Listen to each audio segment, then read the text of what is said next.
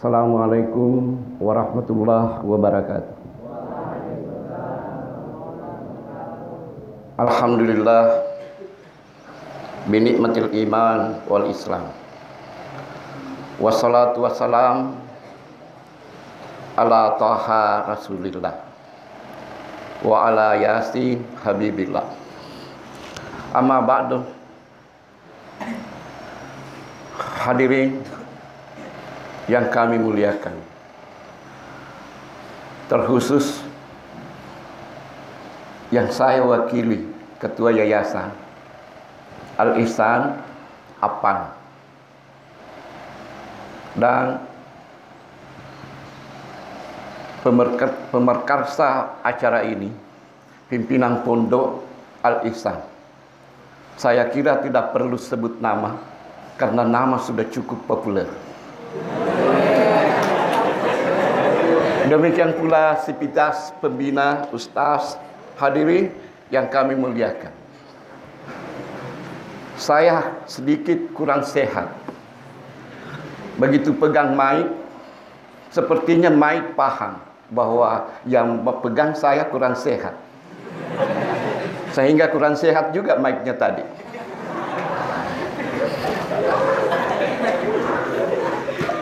Alhamdulillah,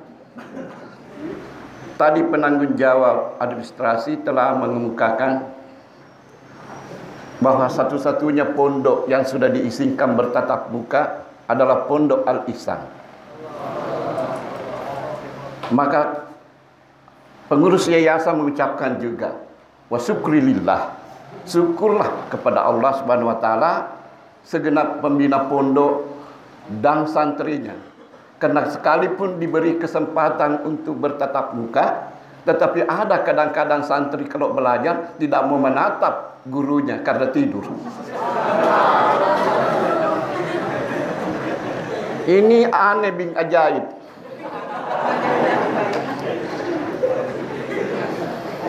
Sehingga kadang-kadang guru terkesan dalam memberikan pengajaran. Apa seperti yang saya rasakan, atau mungkin guru-guru yang lain tidak seperti yang saya rasakan. Kalau ini perasaan dari lubuk hati yang paling dalam, tentu tidak bersifat umum. Kenapa saya katakan? Kadang-kadang saya merasa seperti penjual obat saja di kelas. Sering nonton penjual obat. Kadang-kadang penjual obat dalam pembukanya, mari semua datang berkumpul di tempat ini. Yang penjual, yang pedagang silakan kumpul. Tinggalkan semua dagangannya. Kalau ada yang ambil berarti pencuri. Mari kita kumpul di sini, jangan pikirkan langit tidak bertiang. Mari kita pikirkan oleh-oleh yang saya bawa. Ini sebuah obat. Kalau obat seperti minyak angin tadi yang disuguhkan sama saya pimpinan pondok, ini terkesan sekali sama saya. Tiba-tiba saya segar.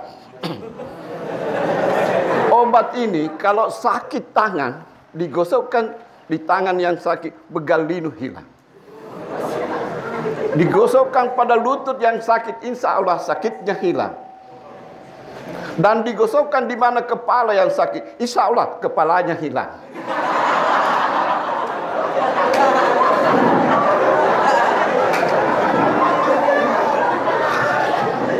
Jadi saya kemukakan hal ini, jangan kita terkesan dengan retorika. Di sini perlu kami sampaikan, mewakili yayasan, bahwa tujuan pondok kita ini dari awal adalah bagaimana memperkenalkan kepada generasi muda bahwa Pondok Al-Ihsan ini punya misi dan visi. Bagaimana membentuk insan yang bertakwa, beriman dan bertakwa, dan mengamalkan ilmunya dengan memiliki akhlakul karimah. Oleh karena itu, santri harus memahami bagaimana nilai sebuah pondok tempat belajar. Pernah ada satu kisah nyata bagi saya karena saya yang ceritakan. Ada seorang santri pergi ke pasar menemui tukang sol sepatu untuk dijahit sandalnya. Ngomong-ngomong dengan tukang sol sepatu setelah dijahit sandalnya. Berapa Pak? 10.000 saja. Saya ini santri Pak, tidak bisa kurang. Ya maklumlah kalau santri kadang-kadang pas-pas, kadang-kadang terlambat kirimannya Pak. Apalagi saya ini sudah 3 bulan menunggak Pak bayaran pondok saya. Barangkali bisa kurang 5.000 saja Pak. Oh tidak bisa. Atau saya bayar Pak dengan satu ilmu agama. Hah? Pakai ilmu agama? Iya, kiai saya yang ajarkan sama saya bahwa ilmu agama itu jauh lebih tinggi nilainya dibandingkan dengan rupiah, dibanding dengan dunia dengan isinya. Masya Allah, tukang sol itu jawab, betul nak, tapi tidak bisa saya pakai kasih yang belanja. Singkat cerita, pulanglah santri ini lapor sama kiai. Masya Allah kiai, kenapa nak? Masya Allah, dia geleng kepala. Tapi sudah dibayar tadi juga itu tukang sol itu. Jangan sampai bilang santri tidak bayar kalau dijahit sandalnya. Sudah dibayar, pulang ketemu dengan kiainya. Masya Allah kiai, apa yang pernah diajarkan kepada saya bahwa ilmu agama itu jauh lebih tinggi nilainya dengan dunia dengan isinya. Ternyata tukang jahit sepatu itu tidak terima kiai. Terpaksa saya bayar kiai. Jadi maafkan saya kiai, karena lagi dan lagi terlambat lagi bayar uang kuliahnya, uang pondoknya. Kau tidak apa-apa nak. Insya Allah yang penting kamu kalau datang nanti kirimannya, puasa dulu berhubungan dengan kantin. Kiai bingung, bagaimana bisa begini ya kiai? Apa benar yang diajarkan kepada saya atau tidak? Kiainya bingung. Anggaplah pimpinan pondok sekarang mulai bingung bagaimana menjawab santri ini. Kiai ini tidak langsung menjawab secara tuntas, diberikan sebuah batu. Batu ini bintang berlian yang sebesar bola kasti. Disuruh santrinya bawa ke penjual sayur dan penjual sandal. Tawarkan untuk dijual. Saya mau tahu berapa mau dibelikan. Tapi jangan jual. Saya cuma mau tahu berapa nilainya. Ini batu. Pertama dibawa ke penjual sayur. Bu, kalau perempuan, bu, ini batu saya mau jual sama ibu. Berapa ibu nilainya? Dibolak-balik, Masya Allah. Ini biar dipakai anak saya main, harganya 3 ikat kangkung. Oh, 3 ikat kangkung. Iya. Nggak jadi, bu. Dibawa lagi ke tukang sandal, penjual sandal. Berapa mau dibelikan ini, Pak? Saya kepingin beli sandal, tapi beli dulu barang saya ini. Wah, ini apa? Batu. Oke lah, biar dipakai cucu saya main-main. Pilihlah sandal jepit nomor berapa yang kamu suka. Ambil 2 pasang. Kalau sandal jepit sekarang harganya 5.000 satu pasang. Jadi 10.000 saja. Pulang. Kiai yang dinilaikan batu ini, penjual sayur cuma 3 ikat kangkung. Penjual sandal bisa dikasih 2 pasang sandal jepit. Bagaimana ini? Jadi pakai. Oh jangan. Coba bawa ke penjual tukang emas. Penjual emas yang tahu nilai batu intan berlian. Ada itu di sudut sana. Karena ini terjadi di Martapura. Orang Martapura itu tahu kalau ini intan berlian nilainya sekian. Begitu diperiksa, wah, ini batu dari mana? Dari kiai saya. Tidak ada yang bisa beli ini batu. Ini harganya miliaran. Yang bisa beli ini hanya raja. Boleh saya beli kalau kamu mau tawarkan jual 1 miliar. Tanya sama kiainya. Bisa saya nilai 1 miliar. Dan insya Allah kalau kamu berani bawa ke raja, ini bisa dibeli sampai 10 miliar, minimal 5 miliar. Dibawa ke kiainya, Pak Kiai, maafkan saya. Saya sudah tawarkan sama penjual emas yang tahu nilainya bagus. Ini dinilai 1 miliar. Kalau kita mau jual ke raja, nilainya 5 miliar minimal. Barulah Pak Kiai jawab, beginilah nak.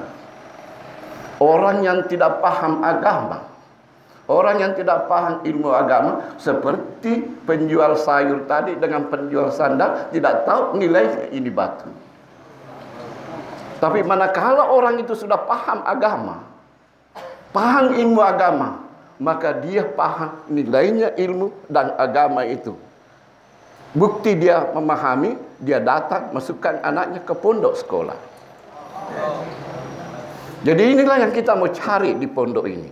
Bagaimana memahami nilai-nilai agama ini, nilai-nilai ilmu agama ini, sehingga kita keluar dari pondok ini punya iman yang berkualitas dan punya iman yang bermutu. Jangan hanya fisik yang bermutu, keluar dari pondok ini. Tahu mutu, muka tua. Tapi bagaimana membawa ilmu yang berkualitas? Inilah pesan pertama dari yayasan. Dan saya bersyukur karena selama pondok ini banyak mengamati keadaan santri. Alhamdulillah, baru tahun ajaran ini saya menemukan banyak peningkatan dari santri. Termasuk peningkatan kesungguhan belajar dan tidak ketinggalan peningkatan ketidakseriusan belajar. Banyak bisa diungkap dalam pantun. Tapi saya ini kadang-kadang belajar berpantun, jangan saya dianggap pukul anak sindir menantu.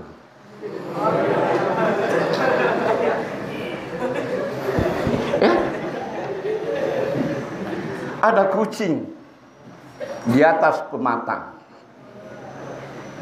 duduk jongkok, diam-diam menunggu tikus keluar jadi santapan. Banyak santri tinggal di pondok, diam-diam suka keluar tanpa isi.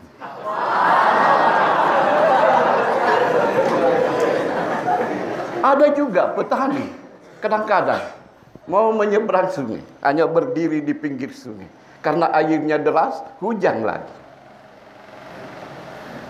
Hanya tinggal pegang cangkul di pinggir sungai, tidak berani menyeberang. Banyak santri tidak peduli tata tertib, walaupun sanksi fisik diberikan kepadanya harus pegang cangkul. Ada yang begitu. Saya ungkap hal ini supaya jangan sampai santri mendapat sanksi fisik seperti nasib petani tinggal di pinggir sungai yang deras, hanya sekedar pegang cangkul tidak berani menyeberang. Seperti santri berani membuat pelanggaran walaupun dia tahu sanksinya pegang cangkul.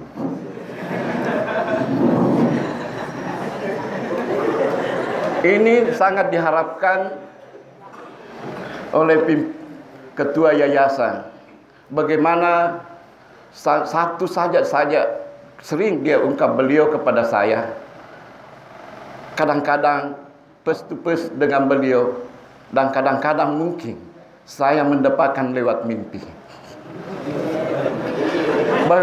Bagaimana mengantarkan santri kita, dia memiliki akhlak yang mulia. Kenapa? Karena kalau santri yang sudah dibekali ilmu keterampilan, ilmu agama, tapi tidak berakhlak, nanti jadinya sombong. Dan sesungguhnya kalau santri menyadari, tidak ada tempatnya kita ini berbuat sombong. Apa yang kita mau sombongkan? Pada hakikatnya kita ini hanya manusia WC berjalan. Coba kita periksa mulai dari ujung dari rambut. Di situ ada ketombe. Itu tai. Daki kepala. Turun sedikit pegang telinga kiri kanan. Coba masukkan jari kelingking. Ada tai telinga yang keluar. Baru bangun pada waktu subuh sambil mengucapkan alhamdulillahillazi ahyana, sambil pegang mata, ada tai mata. Di musim hujan kena influenza, seminggu kemudian pegang hidung, ada tai hidung. Santri kehilangan sikat giginya atau siwaknya 3 hari, insya Allah ada tai gigi. Di ketiaknya kiri kanan, kalau terlambat mandi, ada tai ketiak. Apalagi kalau sudah berbulu ketiaknya. Di pusatnya, insya Allah ada tai pusat. Nggak usah kita bahas antara pusat dengan lutut. Tapi yang jelas, di dalam perut ini ada tai asli. Yang mana kalau kita keluarkan menjadi pusaka Nusantara. Inilah pusaka kita dari nenek moyang, semuanya dapat. Dan di ujung kaki kita dan ujung tangan kita ada tai kuku. Kalau demikian keadaan manusia, apa yang mau disombongkan? Tidak lebih dari WC berjalan. Mungkin ada yang bertanya dalam hati, apa betul atau tidak? Silakan mengamati dirinya sendiri. Saya hanya sekedar menginformasikan. Mudah-mudahan viral di kalangan santri. Hadirin yang kami muliakan dan yang kami hormati, dengan tidak mengurangi rasa cinta dan rasa hormat kami, seperti yang saya ungkap kemarin di Pondok Putri, bahwa kemiri itu keras bagai batu. Kemiri keras bagai batu. Kemari santri bersama-sama di sini, semua pembina sayang kepada kami. Maka yang dianugerahi tampang yang gagah, peliharalah ketampanannya dengan akhlak yang mulia. Kalau tidak, sia-sia ketampanannya.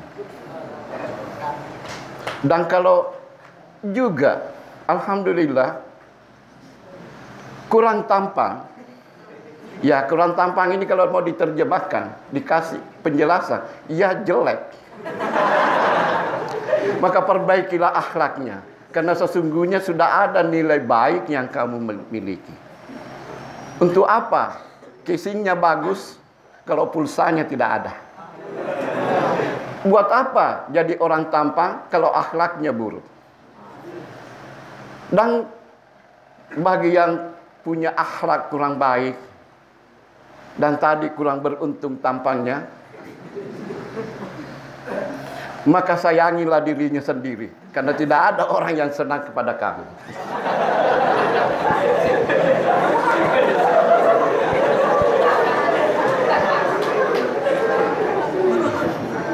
Iya Pak Haji, insya Allah. Jadi Pak Haji mengingatkan lagi kepada saya, walaupun dengan bahasa isyarat, bahwa di pondok kita ini diusahakan perbaikan fisik, perbaikan administrasi, perbaikan penilaian santri, itu hanya evaluasi secara real. Yang dikatakan tadi secara real, sesuai yang bisa dibaca. Tetapi renovasi yang paling utama, yang paling penting di pondok ini, bagaimana ke depan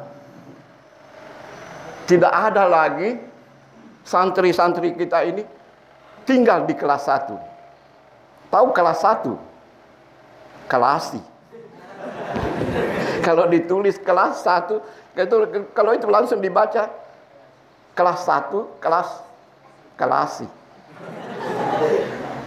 Jadi hati-hati. Banyak orang beriman ini di dalam Al-Quran digiring semua amal-amal soleh mengantarkan dia menjadi al-muttaqin. Al-muttaqin uiddat al-jannah uiddat lil muttaqin. Surga itu pada hakikatnya hanya diperuntukkan, disediakan orang-orang yang muttaqin. Berbicara tentang surga, yang ada di dalamnya adalah bidadari yang menunggu. Bidadari yang penuh kerinduan. Oleh karena itu jangan cepat-cepat tertarik dengan macang yang ada di dunia ini. Manusia cantik itu tidak ada apa-apanya dibandingkan dengan bidadari. Sekedar gambaran saja. Andaikan bidadari ini muncul wajahnya di permukaan bumi ini, maka tidak ada satu orang pun yang mampu mengedipkan mata memandang wajahnya. Kenapa? Karena tidak mau kehilangan keindahan walaupun satu detik. Kenapa? Karena bukan terlalu indah untuk dipandang, terlalu indah untuk dirasakan. Baiklah, sebagai terakhir saya mau uji, adakah ketertarikan kepada lawan jenis atau tidak. Tapi pelan-pelan, jangan mudah tertarik. Kalau Oma Irama mengatakan, bila kamu, apa sambungannya? Di sisiku, hati, rasa, apa? Bila kamu di sisiku, hati, rasa. Oh, lagunya Oma Irama ini populer. Apa yang dirasakan bila kamu di sisiku? Apa? Sahdu. Jangan sahdu. Tapi bila kamu di sisiku, hati ini rasa jengkel. Satu hari tak bertemu, hati ini rasa apa? Hati ini rasa rindu. Bukan. Hati ini rasa alhamdulillah.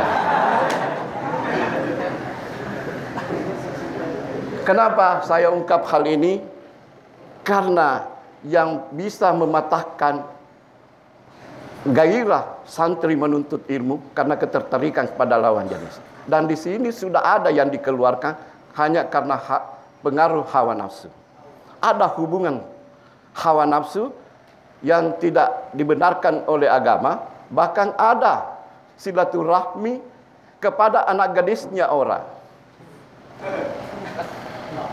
Sebenarnya cukup berakhlak, tapi hanya dia senangnya duduk di bawah pohon bambu berduaan. Ini tidak benar. Karena terlalu cepat tertarik pada lawan jenis berarti cepat ingin pacaran. Ini kekeliruan dan godaan setan. Saya mau ungkap, Hairil Anwar ketika melihat pada malam bulan purnama, dua sejoli duduk di bawah pohon bambu. Beliau mengistilahkan, aduh syahdunya, di malam purnama ini duduk dua sejoli pacaran. Apa yang dimaksud Hairil Anwar dalam syairnya ini pacaran? Paduan cinta ala kadarnya. Tidak ada benarnya, tidak asli. Yang ada cinta yang asli antara lawan jenis ba'da nikah. Kebelan nikah semua palsu. Kalau itu bisa dijadikan obat, itu obat palsu. Sekadar obat sakit kepala, diobati kepala, sakit kakinya. Mau berangkat tapi dilarang sama ustaz. Lama-lama saya ungkap hal ini. Kata pujangga Bugis, hati-hati jatuh hati. Jangan sampai patah hati. Kalau patah hati dibawa mati, tidak lama dimakan alati. Jadi hadirin yang dimuliakan anak-anakku yang saya hormati, yang saya sayangi, mari kita muhasabah, tafakkur. Apa yang perlu kita pikirkan selama di pondok ini? Apakah kita datang di pondok ini belajar? Ya, belajar dan belajar. Tetapi sambil kita belajar, kita juga pikirkan orang tua yang ada di kampung. Kita pikirkan harapan orang tua, harapan semua masyarakat. Orang tua kita bangga kalau anaknya lulus dari pondok jadi alim, jadi hafiz. Bukan lulus dari pondok jadi maling, langganan polis. Pikirkanlah bagaimana penderitaan orang tua. Bayangkan bagaimana orang tua berjalan tertati-tati di atas pematang, tidak kenal panas, tidak kenal dingin, demi untuk mencari biaya yang halal untuk anaknya yang sedang mondok. Ibunya pun senantiasa bangun tahajud dan berdoa, ya Allah, saya titipkan anak kami, hanya kami lahirkan ya Allah, dan itu amanah darimu ya Allah. Mudahkanlah dia belajar ya Allah, menghafal Al-Quran, memahami apa yang dipelajari, dan perbaikilah akhlaknya ya Allah. Engkau maha tahu keadaan hambamu. Ya Allah, walaupun saya tidak mampu membeli pakaian dalaman, termasuk BH, yang penting anak saya sukses di pondok. Bagaimana doa seorang ibu begitu menyentuh hati kita. Hati siapakah yang tidak tersentuh? Anak siapa yang tidak tersentuh? Bagaimana keluhan ibu? Bagaimana keadaan kedua orang tua kita? Ingin melihat kita sukses di pondok ini. Jangan sama sekali Ananda kecewakan orang tua. Kalau orang tuanya kecewa, maka menangislah semua pembina pondok. Tapi kalau orang tuanya bergembira, merasa senang melihat anaknya sukses, maka terharulah semua pembina pondok, mulai dari pengurus yayasan sampai guru-guru. Hanya mungkin keterharuan itu tidak pernah diperlihatkan kepada Ananda, tetapi mereka, saya yakin guru-guru itu sering dalam doa tahajudnya dia berdoa, ya Allah, mudahkanlah santri-santri kami memahami apa yang kami ajarkan, dan bimbinglah akhlak mereka sehingga mendapatkan akhlak yang mulia dari pondok ini. Inilah hadiah. Nanti ada penyerahan hadiah. Tapi hadiah yang paling indah dari pondok ini, manakala kamu menerima titipan akhlakul karimah dari guru-gurunya yang dibawa pulang ke rumahnya masing-masing dan ke daerahnya masing-masing. Insya Allah kalian nanti calon-calon ulama yang mana dengan memandang ulama itu jauh lebih afdal daripada menyedekahkan 1000 kuda fi sabilillah. Wallahu muwaffiq ila aqwamit thariq.